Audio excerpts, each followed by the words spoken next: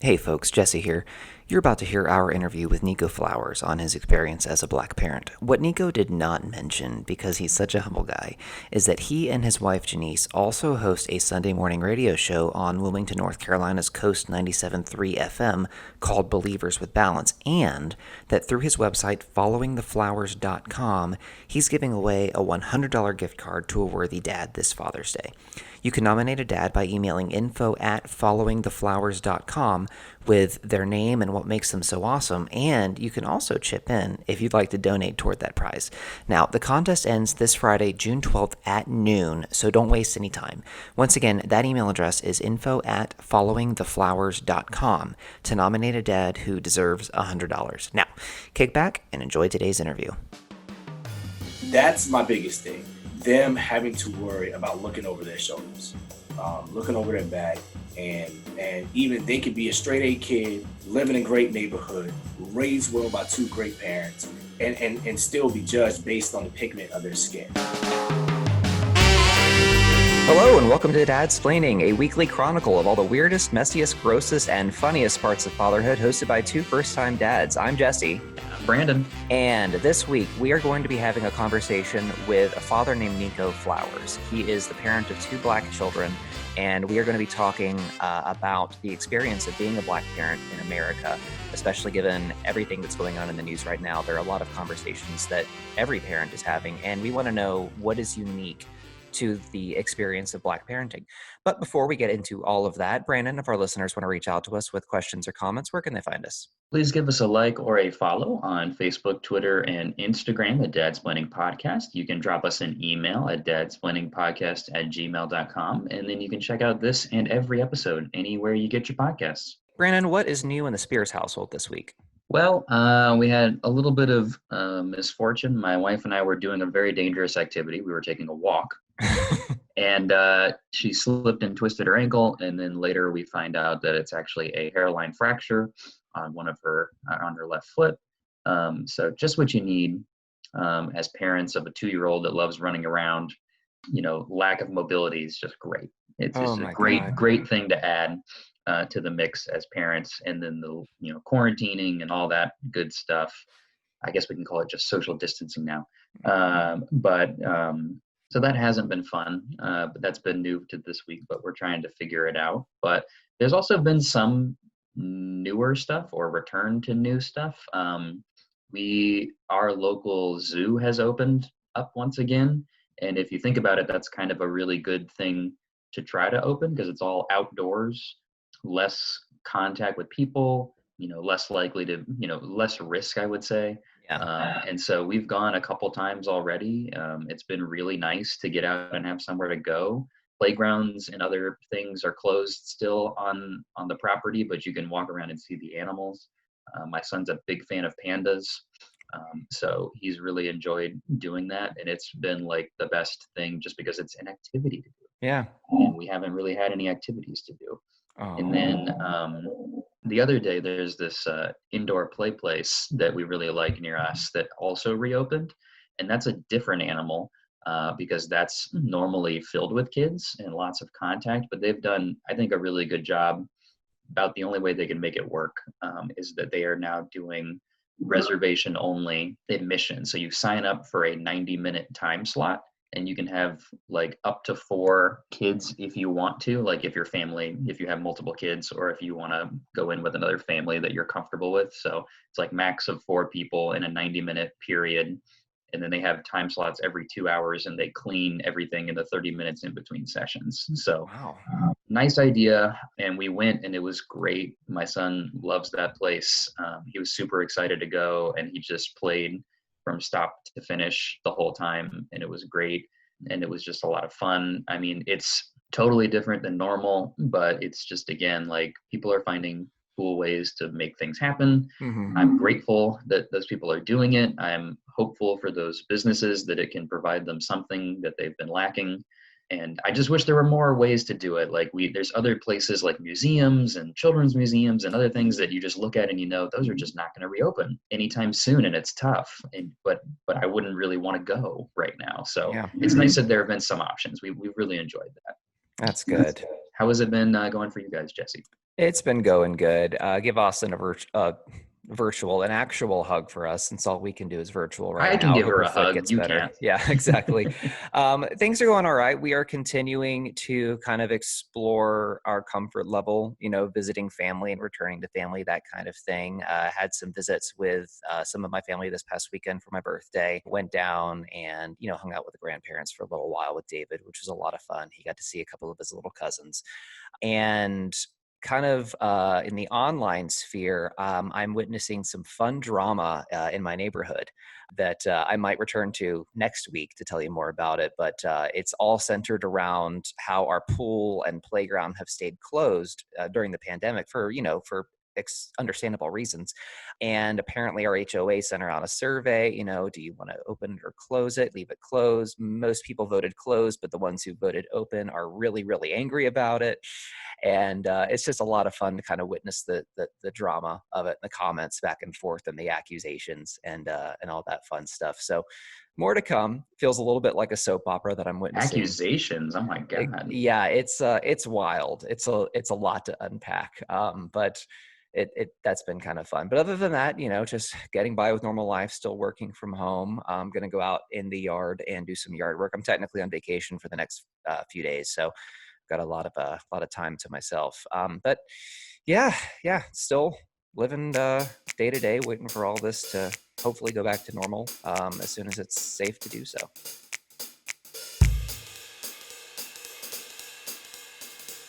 All right, folks, as I mentioned in the beginning, we are here today with my friend Nico Flowers. Nico, how are you doing today?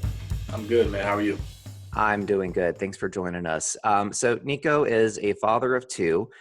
He works for KISS 104.1 here in Atlanta. If you live in Atlanta, you can hear him every morning on The Morning Groove. And Nico, before we get started, tell us a little bit about yourself and your family. Okay. Like you said, I work for Cox Media Group, KISS 104.1 in Atlanta. I'm a father of two twins, a boy and a girl, and been married for 10 years. So we just celebrated our 10th anniversary. Congratulations. In March. Yeah, thank you. We were supposed to have a renewal, right? I made it. Uh-huh. We're supposed to have a renewal. March 20th would have been our 10th anniversary, and COVID hit. Wow. Like literally, Jesse, that's when you guys were asked to not come back in the building. Mm-hmm. Our renewal was set for that Friday. That Thursday was the last day you guys were in the building. Wow. So long story short, we had to cancel the whole thing and reschedule for 2021. So, oh my God. That's yeah, crazy. And a little bit of crazy. Context for the listeners. So Nico, you and the rest of our radio on-air staff for all of our radio stations, you're considered essential personnel, Yes. from a governmental standpoint, because you guys are delivering the news to us every morning, so you've got to be out there on the roads when the rest of us can kick back and do our jobs from home. So yeah, it's a big deal. So you've got first and foremost. Yeah.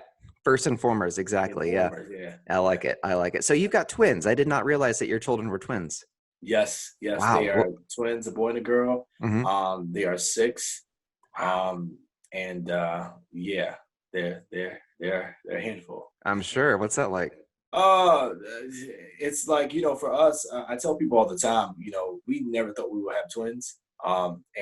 We went from 2 young adults traveling, living life, just doing whatever, to, boom, not 1, but 2 at one time. And it's hard enough to have 1. Your first kid is always tough, you know what I mean? But you really don't know what to do. You hear it from your parents, I'll do this, do that.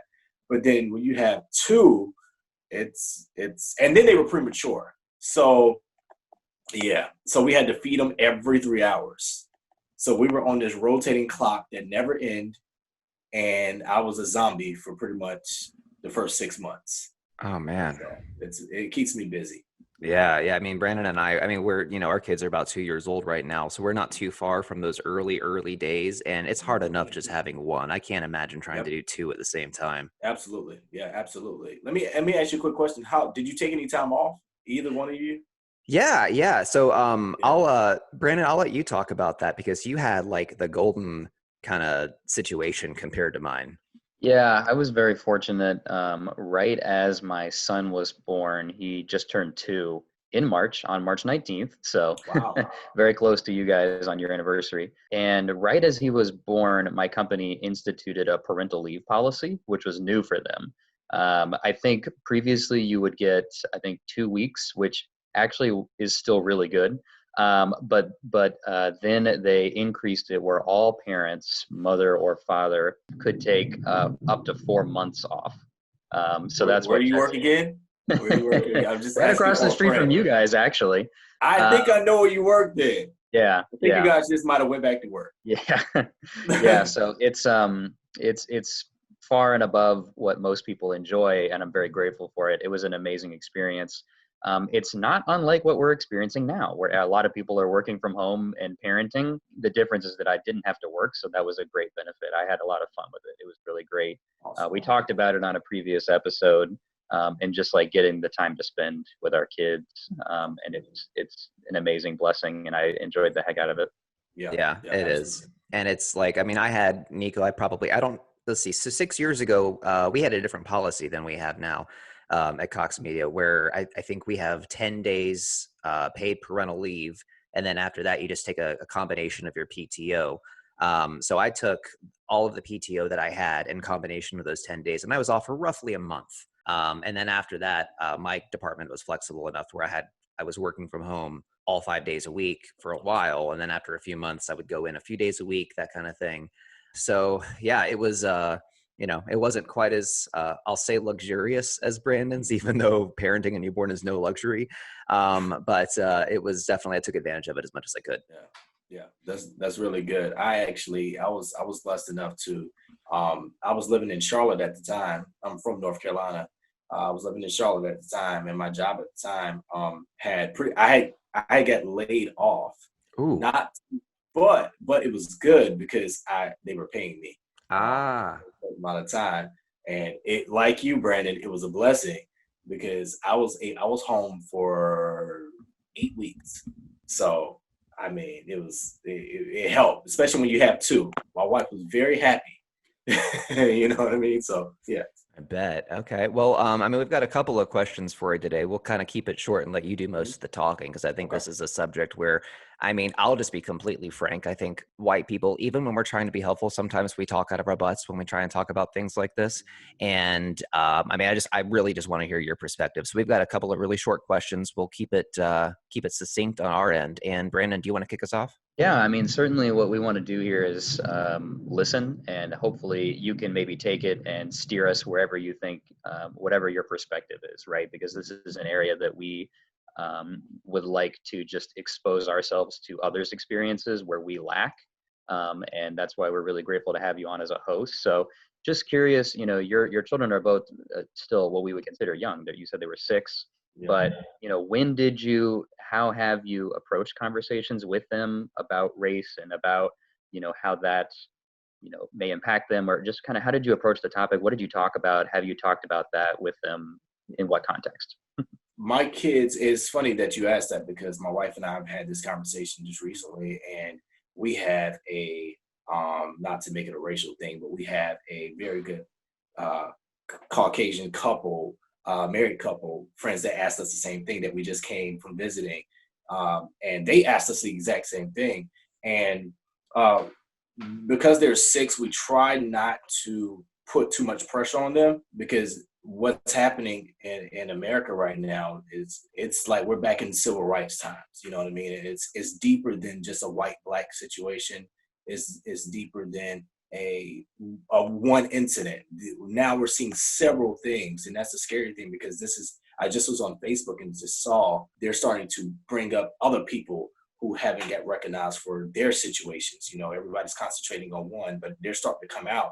And so we talked about it and we said, what do we do? What do we say? And when do we do it? Are they too young?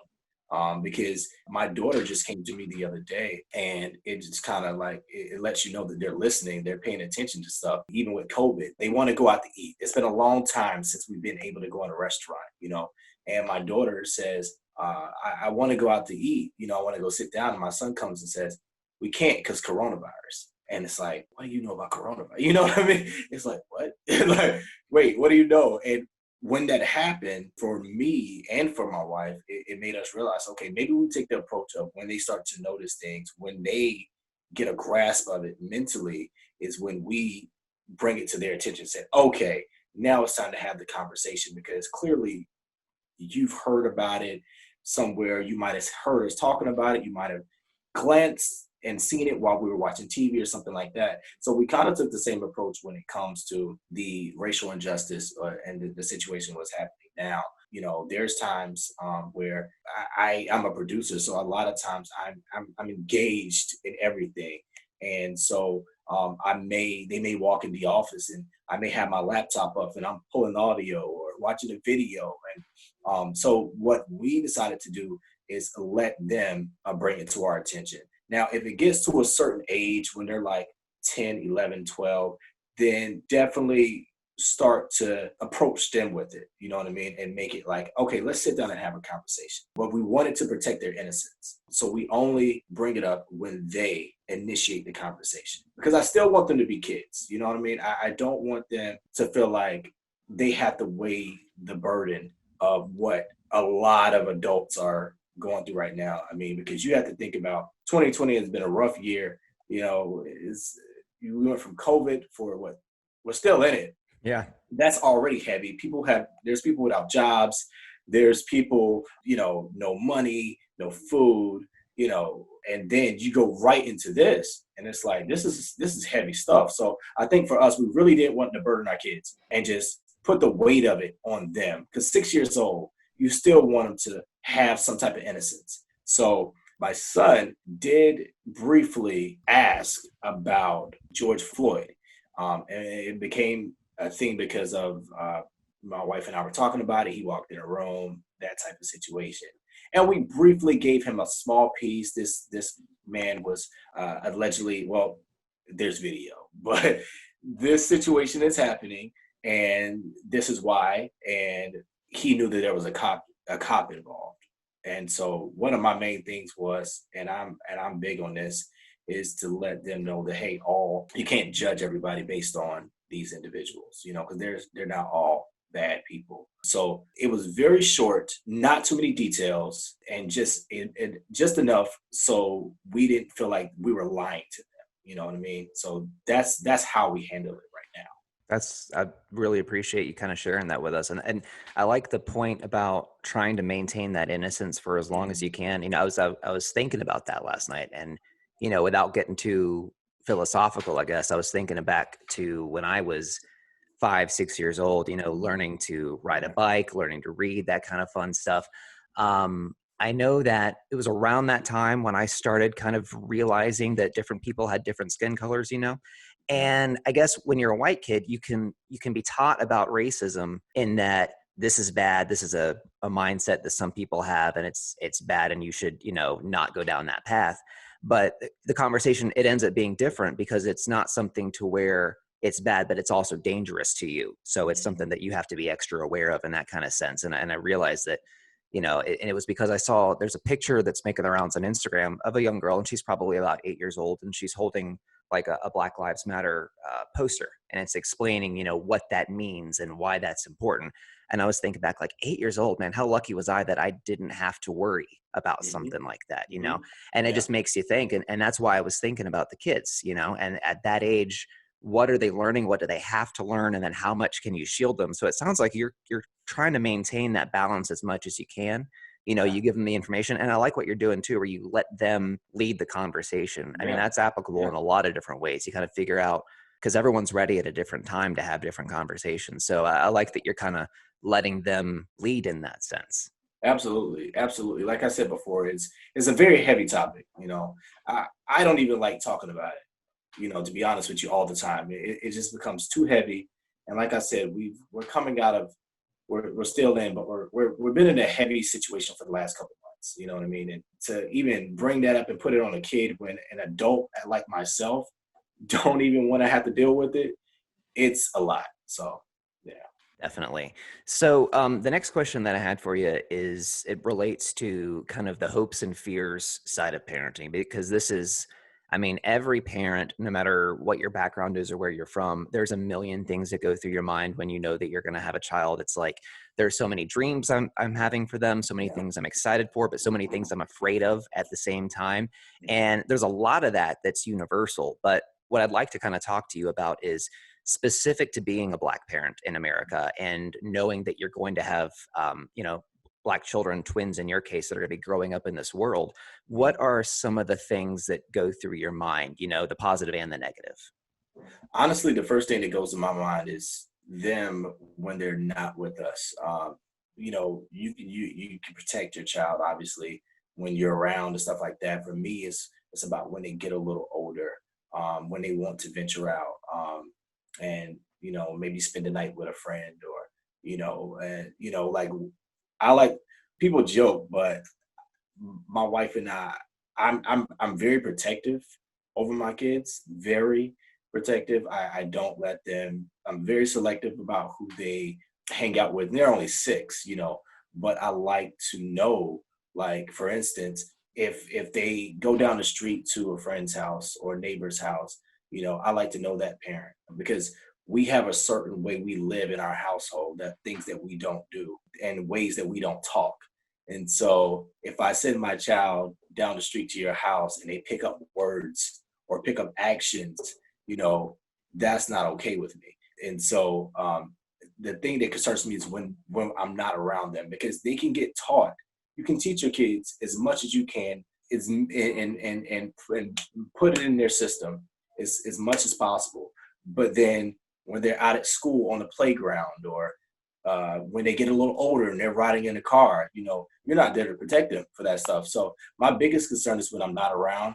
And honestly, today, it was funny. I was driving to work today, and I had to be there, 4 in the morning. So it was pitch dark. And I seen blue lights, cop lights. And immediately I thought, oh man, like when I looked to see what color the person was in the passenger seat. And I instantly was like, I wonder what color they are. Like, and for a split second, I was like, should I stop? Like, you know what I mean? Should I police the police? That's my biggest thing. Them having to worry about looking over their shoulders, looking over their back, and even they could be a straight A kid, living in a great neighborhood, raised well by 2 great parents, and still be judged based on the pigment of their skin. And that's crazy to me. You know what I mean? And there's nothing you can do about it, because again, you raised your kid to be respectful. You raised your kid to be polite, and that can be all wiped away based on the color of the pigmentation of their skin. That's my biggest fear, is that it could be something that they have no control over. That's just crazy to me. Yeah, no, I totally get it. And it's interesting too, because you talk about they could check all the right boxes, be that straight A Mhm. student, come from a good neighborhood. Those are standards that, I mean, to an extent, they're kind of universal, but they're not something that we have to live up to in the same Yeah, way. You know what I yeah, mean? Like I could have been a straight D student in high school, and kind of been on the wrong side of the tracks and not had the same kind of fears, if I get exactly. pulled over or Yeah, something like yeah, that. So yeah, yeah. I totally see where you're coming from there. Now, as they grow up, are there certain things, like, are you hoping that they go down a certain path? Are you hoping, like, what kind of mentality are you trying to foster in them, as they grow up, to be, the adults that you want them to be? We take a lot of time. My wife is in the education arena, so her and her sisters are all educators. So we take it very seriously. I mean, when it came down to picking their schools, or their school, we literally had a list, and we went down and said, okay, which school is going to be best for the kids? We are not a fan of our predominantly African American schools, or all white schools. We like a balance and a mixture, because we wanted to let them know that it's cool to have a white friend. It's cool to have a black friend, an Asian, or whatever. It doesn't have to be like that. So we're training them early that love who you love because they're good people, not because they're black, or not because they look like you, or not because it's a girl or a boy or anything like that, So that's one of the biggest things that I'm teaching them. I see people for people, but I'm still woke enough to understand all the craziness that is happening. You know what I mean? Like, so I'm not like blind to it, but at the same time, I'm like, my kids, like I said earlier, when they come to me, we talk about it, I'll let them know. But that's the biggest thing for me, is just trying to get them to understand that this is the way it is. There's obviously a lot going on for people who maybe, I think it might be helpful to add in a verbal context. If you're listening to this episode down the road, there is obviously great amounts of protests going on lately for the last week plus. A lot of it more specifically noted around George Floyd and what happened with him. But that has really just been part of the current awakening of a larger problem. And so obviously that's why we wanted to have on Nico and talk about it. So just curious if what you've seen, what you've been hearing, have there been any parts of this kind of conversation that's happening right now in society, that's sparking renewed hope, or just seen as like, what are some positives we're taking away from this, or you in particular from what we're seeing here that is making you maybe feel more hopeful that this kind of national conversation is happening? Yeah, I'm actually, one of the things that I'm excited about, and I'm a millennial, so one of the things that I get a lot is that the young people don't care, that they're not marching like Dr. King in the 60s, civil rights. But what I'm seeing is what's making me hopeful is the young people, man, the passionate young people who are going about it the right way. A lot of times the media, which is funny because I'm in media. Every time I say that, I'm talking about myself. They don't show all of the good stuff. You turn to CNN, you see all the rioting and the car burning and all this stuff. But there's a lot of people, like we just interviewed a kid, ATL Kale on Instagram, phenomenal, 20-year-old. Oh, you got Jesse, him. Good. yeah, we interviewed him. We interviewed him. Really cool, man. And I mean, he got on there. He was passionate. And I mean, you could tell like something lit up in this kid, and was like, he was literally saying, I mean, his Instagram name is ATLKL. He was like, I'm from Atlanta. I want to protect this place. I found out what happened, and I wanted to do it the right way. If you guys haven't checked out the video, we'll check it out. I'll describe it real quick. So this is a Yeah. video that we found that was making the rounds, and Channel 2 News here in Atlanta picked it up. Basically, it was a video of there were protesters in downtown Atlanta, lined up on one side, police on the other side, a SWAT team. One of the protesters engages with the SWAT team and says, "Look, I want to show you, that we can work together on this. If you take my hand and walk in that direction with me for 10 minutes, we'll go home." That's basically what it is. Cause it was right at the 9:00 curfew. And it got tense for like a split second. And then the SWAT team officer said, "Okay, I'll do it." So they grab hands. The rest of his officers go with him, and they all start going in the same direction.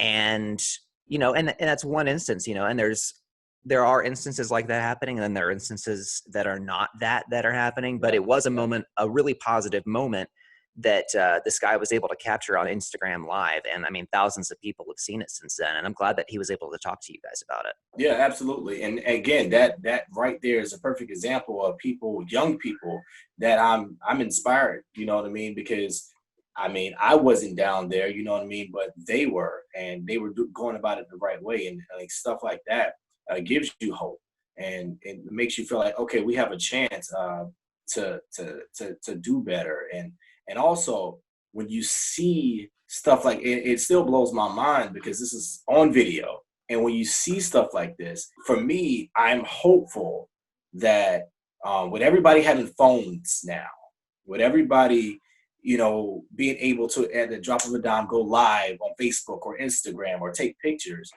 I'm hopeful that this resonates in anybody's mind, whether you're a cop or somebody walking in the park, the lady in New York, that do better, because you never know when you're being watched. This had this happen 15, 20 years ago, we would have never heard about it. Yeah. You know what I mean? And so for me, I'm thankful that people pulled out their phones and was able to say, "Hey, this isn't right. This is what's happening that you guys don't talk about every day." Mm-hmm. because there's somebody that we don't know right now that in a small town and that this has happened to 2 weeks ago. You know Yeah. what I mean? So hopefully this shows people, and this is hope that, hey, we're all being watched. Try to be on your the best behavior, because you never know what type of situation you can be put into. Exactly. Yeah. It's like it's an extra layer of accountability. And then it's also a good way to Yeah, see the good that's happening. That might have absolutely. just, you might have just heard about it as a rumor, a month down the line. Oh, yeah, but no, I saw this really good unifying moment, but there's no proof of it. So anyone can say, nah, that didn't happen. Now you can be like, yeah, this happened and it was Yeah, live and we were there and you saw it. yeah, So yeah, I agree with you. It can only be a positive. absolutely, Yeah. absolutely. So Nico, to close us out, I've got one final question, and it's Mhm. kind of it's an all skate, like it's a general thing that I ask every parent that comes on the show. Um, what was the best parenting advice you've ever gotten, or if nothing comes to mind, what is like the one thing you wish someone had told you when you first became a dad? Aha. It's funny. It's funny you say that because I used to always, I guess you could say I'm a planner. I like to kind of have goals and stuff like that. So saying this always bothered me up until maybe honestly a couple weeks ago. My mom used to always say, take one day at a time. And I hated that. I hated it because I thought when she said that, she was saying, don't plan, don't have goals, don't like look further down the road. I was like, no, I got goals, I got dreams, I'm gonna do this. Like, no, you should take one day at a time. You should take 3 months at a time because you should be looking on to the next season. And now I'm like literally in this situation and just in life general, no, literally this week, honestly, I can say, and I've told people this, I've literally been taking one day at a time because my emotions have been so up and down. And because of COVID and everything else like this that's been going on, I literally have been like trying to get through each day. And with kids, it's the same. You know what I mean? It's the exact same. There's really, and this is so cliche, but there's really no manual on how to be a great dad. You know what Yeah. I mean? I don't care how great your dad was to you. I mean, of course, you pick up little habits and little things that he might have took you to go fishing and stuff like that. I grew up at the beach, so for us, it was like going to the beach and stuff like that. So, but now I'm like, this is tough, man. Like, I'm just kind of going with the flow and winging this thing, man. Like, you know, and for me, that's the biggest thing, man. Just literally take one day at a time because every day you're learning something new, and every day you add on to what you learn, and hopefully by the time they're 10, I know enough to get them by. But that's my biggest thing, and just prioritize and put your family first. That to me, in this time, I just told somebody this actually today. I told them, I said, and actually, Jesse, you know this person, Veronica Harrell. Triple team traffic. Yes, yes. We were texting back and forth, and I told her, I said, this has taught me to appreciate my family, like you were saying, Brandon, having a downtime and really enjoying those moments with them. And they grow up so fast. You guys, kids are 2. It felt like yesterday my kids are 2. You know what I mean? And I'm like, man, they're 6. They just finished kindergarten and about to go to first grade. And it just seems like I was taking them to preschool. And so I appreciate the time that when I get home, because I get home so early, that it's like, all right, let me be dad. Let me wrestle and play video games and do all these things. Enjoy the moment, man, because I always say I'm very affectionate with my kids and I try to give them as much time as possible because in the back of my mind, and I tell people this, one day they're not gonna think dad is so cool.